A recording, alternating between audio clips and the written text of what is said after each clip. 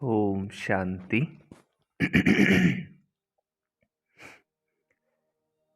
ओम शांति। सुनते हैं बाबा के आज के महावाक्य।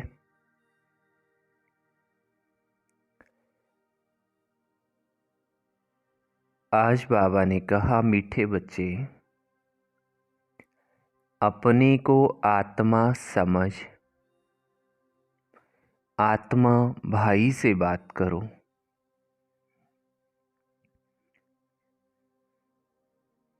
ऐसी दृष्टि पक्की करो तो भूत प्रवेश नहीं करेंगे।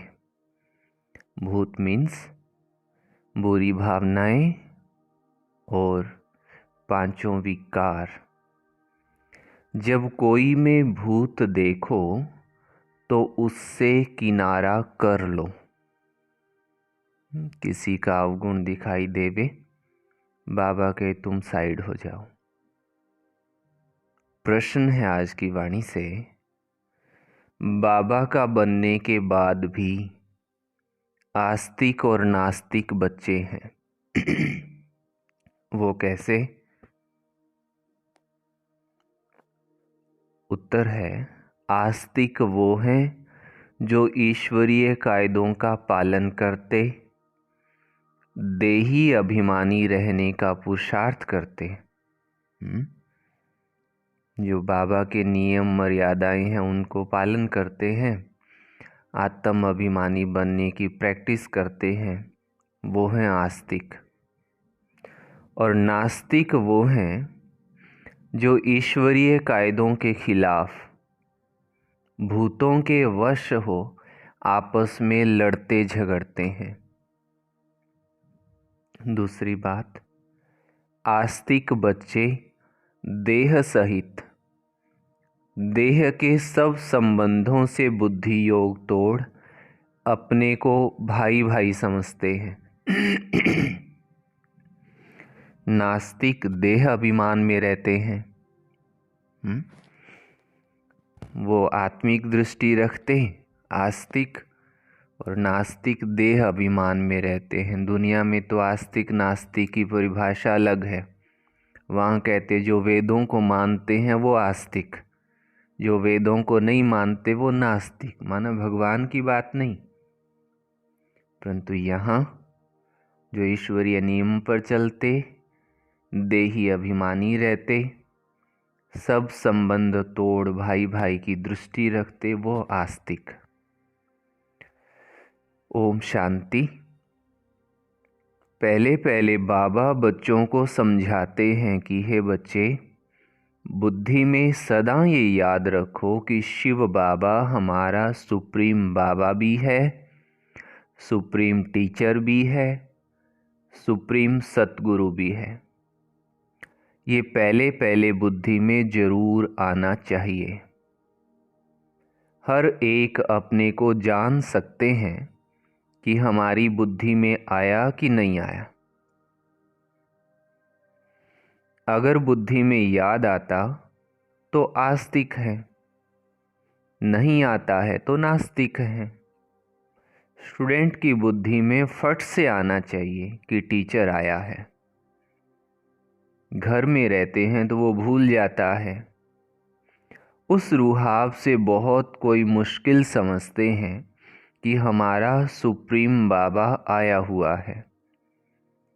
वो टीचर भी है और वापस ले जाने वाला सतगुरु भी है। याद आने से खुशी का पारा चढ़ेगा, नहीं तो अपने ही दुख दर्द, दुनिया की छीछी बातों में, भिन्न भिन्न ख्यालात में बैठे रहते हैं। दूसरी बात, बहुत करके बच्चों से पूछते हैं कि विनाश में बाकी कितना समय है, तो बोलो। ये पूछने की बात नहीं है, पहले तो ये हमको किसने समझाया उसको जानो। वो सारे भाई बहन ये पूछते रहते हैं कि तो विनाश कब होगा। आज शाम को 4:45 बजे होगा, आपकी तैयारी है? है ना कमाल की बात। विनाश की बातें करते रहते। बाबा के पहले उनसे पूछो कि रचयिता को जानते हो। ये पूछने की बात है जरूरी।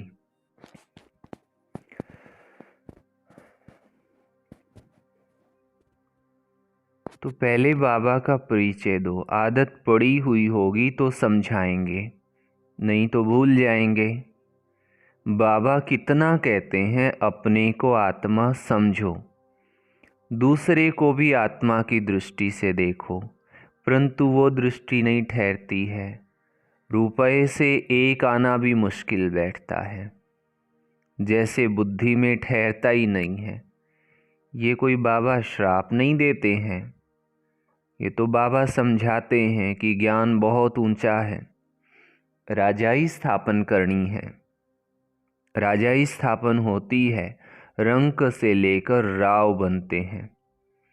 राव थोड़े ही बनते हैं, बाकी रंक नंबरवार होते हैं। रंक राव माना राजा थोड़े बनते हैं और गरीब तो बहुत होते हैं। लास्ट नंबर वाले की बुद्धि में कभी कोई बात बैठ ना सके। लास्ट नंबर वाले की बुद्धि में कभी कोई बात बैठ ना सके, क्योंकि ये हर एक की बुद्धि पर डिपेंड करता है। जो जितना बाबा की बातों को समझते और जीवन में धारण करते, तो बेड़ा पार हो जाता है। ये कहानी भी सुनाते हैं ना। कोई संत किसी नगर में पधारे, बहुत पहुंची हुई हस्ती। तो एक कोई सेठ जी थे, उन्होंने तोता पाला हुआ था। तोते को पिंजरे में रखते थे। वो तोता कमाल का था, बंदों की तरह बात करता था। तो देखता था सेठ जी क्या कर रहे हैं। उसने देखा सेठ जी प्रातः नहा धो करके जल्दी जल्दी में जा रहे हैं। सोचा कहीं जा रहे होंगे। फिर वापस आए सेठ जी तो देखा अच्छा कहीं से आ गए। फिर दूसरे दिन जा रहे थे, फिर देखा आ गए। तीसरे दिन जब जाने लगे तो पूछने लगा कि आप कहाँ जाते हो श्रीमान।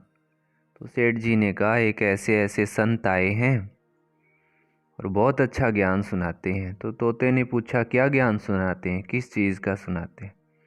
तो कहने लगे मुक्ति का ज्ञान सुनाते हैं। तो तोते ने कहा मेरी मुक्ति का भी ज्ञान पूछ के आना।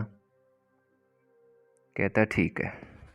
सेठ गया, सत्संग पूरा हुआ। अब सेठ जी ने इंतज़ार किया कब सारे लोग जाएं तो मैं तोते की मुक्ति वाली बात भी पूछूं, कोई मंत्र लूं। तो उसने कहा महाराज ऐसे ऐसे हमने तोता पाला हुआ है, उसने भी मुक्ति के लिए मंत्र मांगा है। तो इतना सुनते ही संत जी बेहोश होकर के गिर पड़े एकदम से धम, गद्दी से नीचे आके गिरे।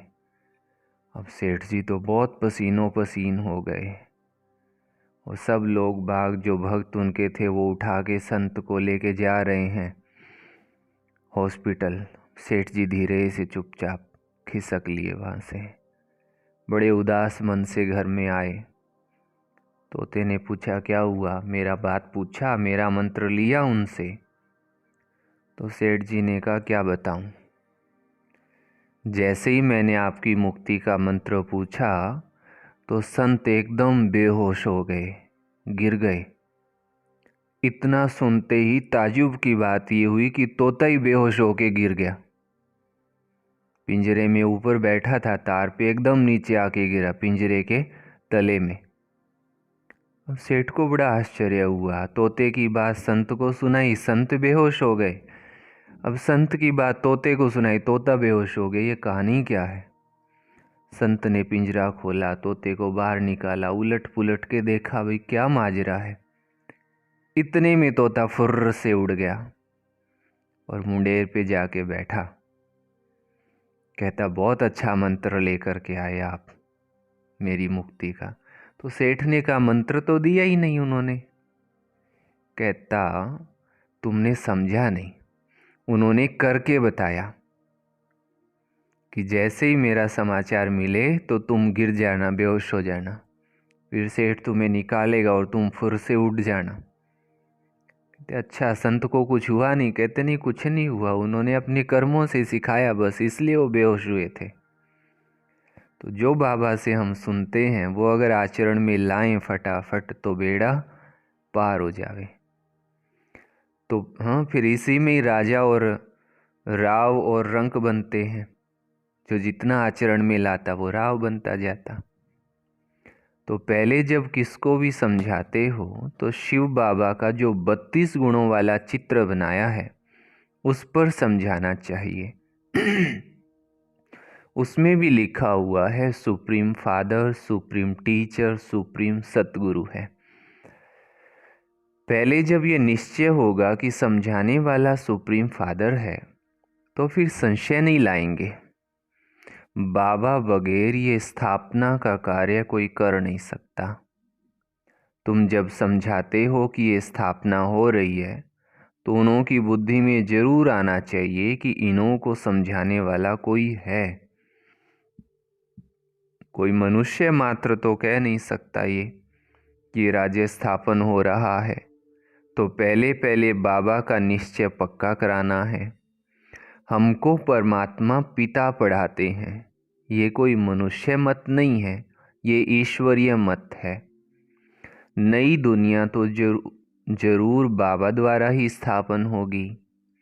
पुरानी दुनिया का विनाश ये भी बाबा का ही काम है। ये निश्चय जब तक नहीं होगा तो पूछते ही रहेंगे कि कैसे होता है। इसलिए पहले पहले तो श्रीमत की बात बुद्धि में बिठानी पड़े, तब आगे समझ सके।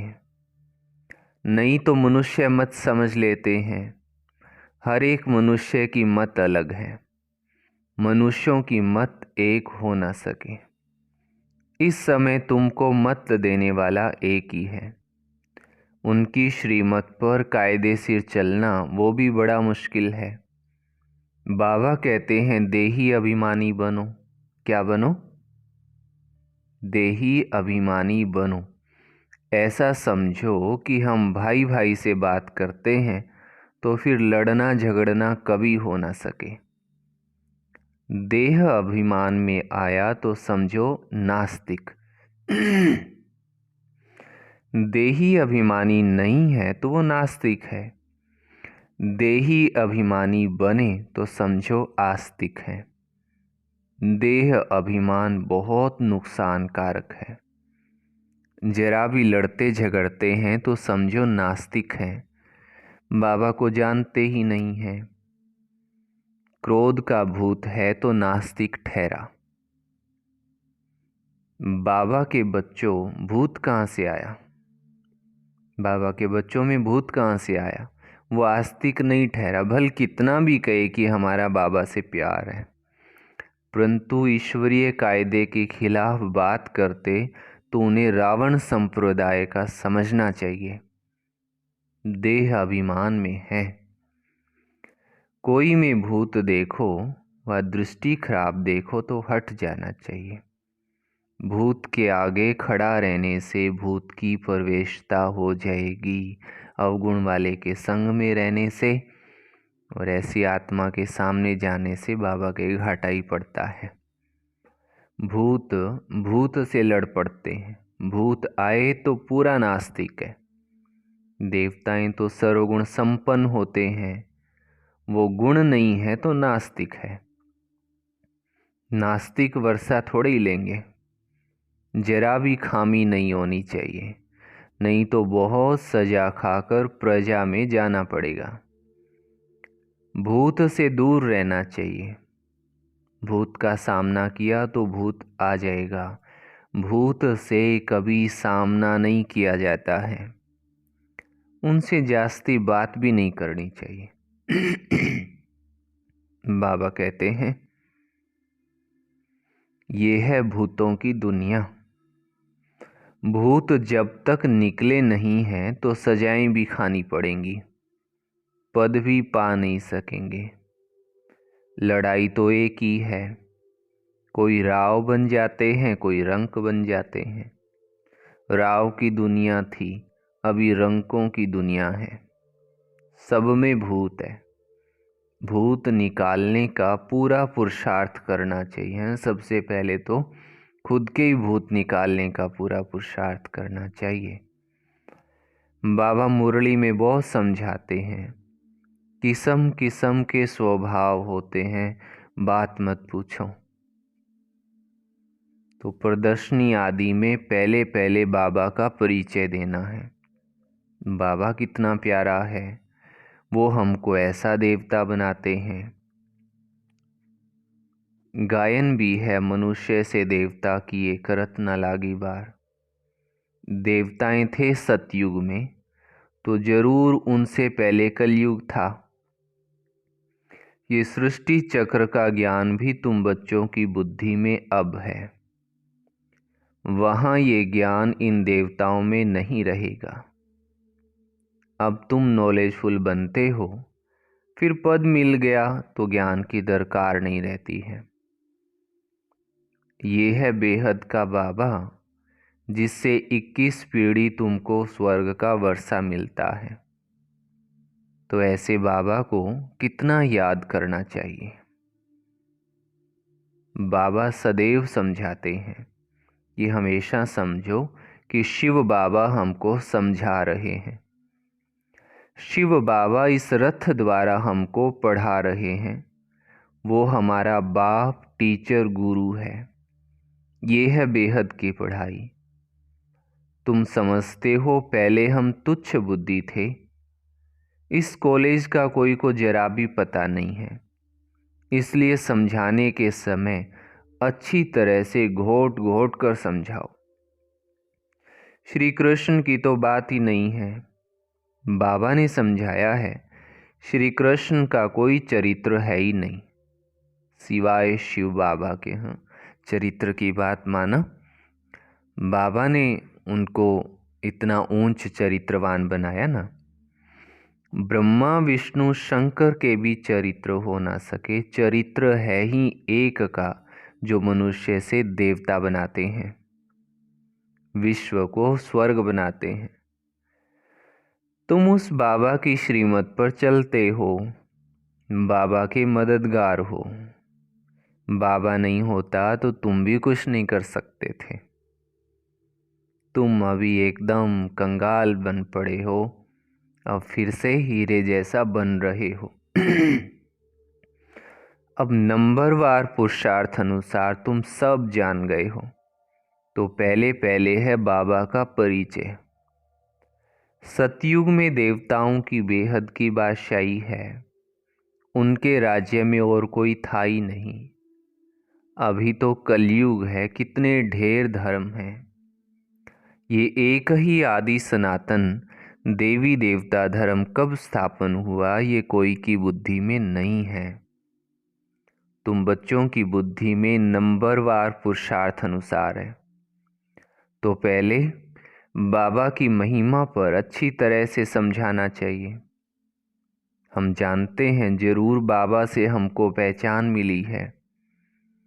बाबा कहते हैं, सर्व का सद्गति दाता भी मैं हूँ।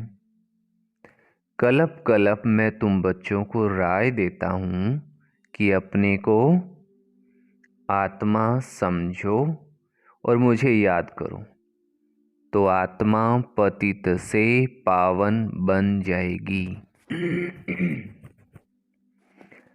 आत्म अभिमानी भव। दूसरे को भी आत्मा समझने से तुम्हारी कुदृष्टि नहीं होगी। आत्मा ही शरीर द्वारा कर्म करती है। हम आत्मा है, ये आत्मा है, ये पक्का करना है।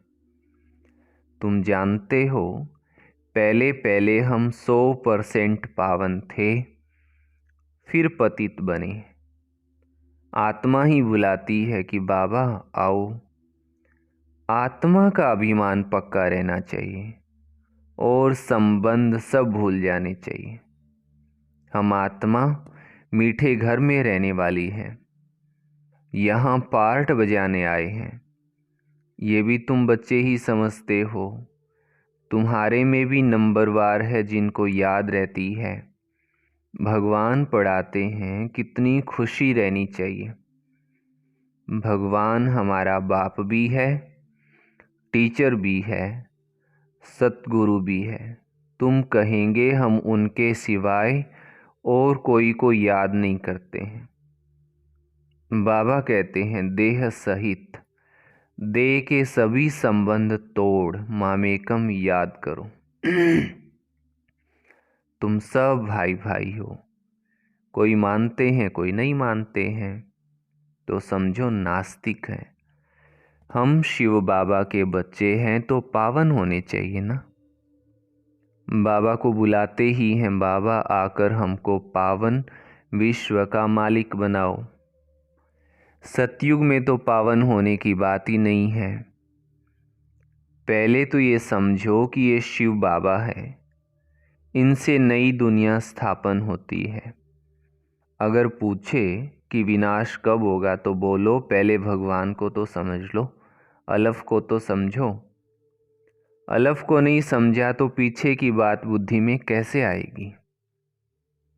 हम सत्य बाबा के बच्चे सत्य बोलते हैं। कोई कहते हैं तुम तो कहते थे विनाश हो जाएगा, परंतु इस बात को आप यूं भी तो समझ सकते हैं कि जिन्होंने शरीर छोड़ दिया, जिनका चोला छूट गया, उनके लिए तो विनाश हो ही गया ना। अब वो क्या पुरुषार्थ कर सकते हैं। हम कोई मनुष्य के बच्चे नहीं हैं, हम शिव बाबा के बच्चे हैं। भगवानुवाच, भगवान उनको कहा जाता है जो सभी भाइयों का पिता है। मनुष्य अपने को भगवान कहला नहीं सकते। भगवान तो निराकार है, वो बाप, टीचर, सतगुरु है। कोई मनुष्य बाप, टीचर, सतगुरु हो ना सके। कोई भी मनुष्य किसकी सदगति कर नहीं सकते, भगवान हो ना सके हैं। सभी कोई भी गुरु होंगे ना, वो भी कहेंगे ईश्वर को याद करो, वही मुक्ति देने वाले हैं। फिर भी पता नहीं क्यों ये समझ कहाँ अटक जाती है कि फिर भी गुरु को याद करते रहते हैं। वो गुरु भी तो ईश्वर को याद कर रहे हैं ना मुक्ति पाने के लिए। तो फिर हम भी ईश्वर को याद करें तो ज़्यादा अच्छा है, परंतु ये बात समझ नहीं आती है। बाबा है पतित पावन, पतित बनाता है रावण। बाकी ये सब है भक्ति के गुरु।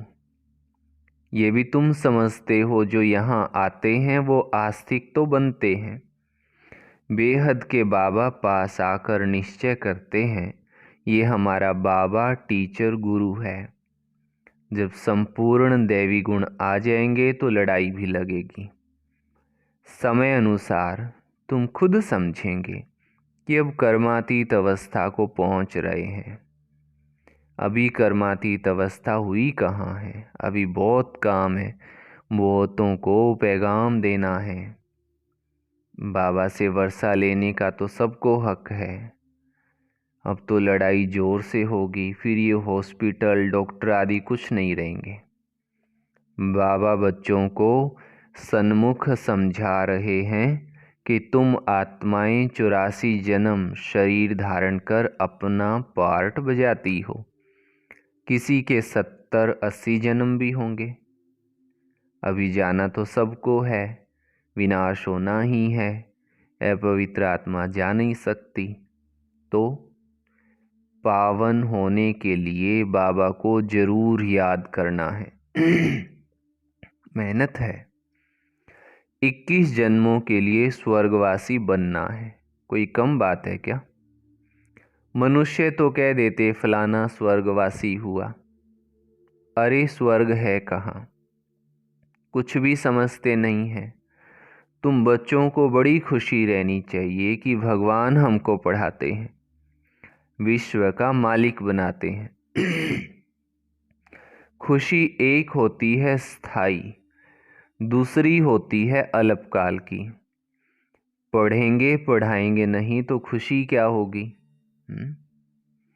आसुरी गुणों को भगाना है। बाबा कितना समझाते हैं, कर्म भोग कितना है। जब तक कर्म भोग है तो ये निशानी है कि अभी कर्मातीत अवस्था हुई नहीं है। अभी मेहनत करनी है, कोई भी माया के तूफान ना आए। बच्चों को ये निश्चय है कि बाबा ने हमको अनेक बार मनुष्य से देवता बनाया है। ये बुद्धि में आए तो भी अहो सौभाग्य।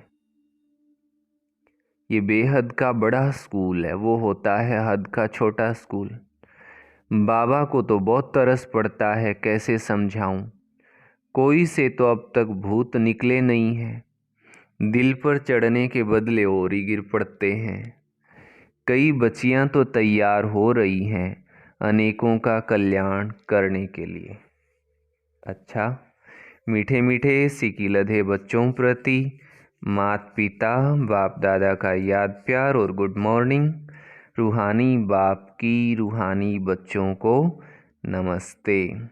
हम रूहानी बच्चों की रूहानी माता पिता बाप दादा को याद प्यार, गुड मॉर्निंग और नमस्ते। धारणा के लिए मुख्य सार का पहला पॉइंट है, कोई भी बात ईश्वरीय कायदे के खिलाफ नहीं करनी है।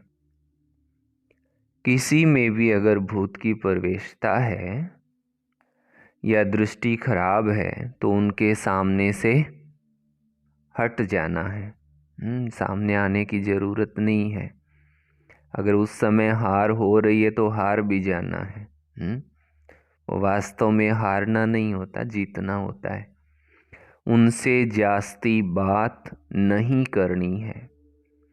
सेकंड पॉइंट है, स्थायी खुशी में रहने के लिए पढ़ाई पर पूरा ध्यान देना है।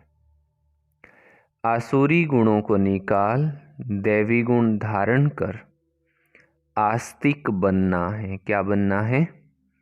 आस्तिक। अवगुणों को निकालना है और दैवी गुणों को धारण करना। और आज का होमवर्क भी आप सुनिए। बाबा के जो 32 गुण हैं उन गुणों को अपनी डायरी में नोटबुक में नोट करना है, 32 गुणों को। क्योंकि बाबा ने शायद कल की मुरली में ही बाबा ने बोला था ना कि 32 गुणों का जिक्र बाबा ने किया था। कल की मुरली थी या कब की थी?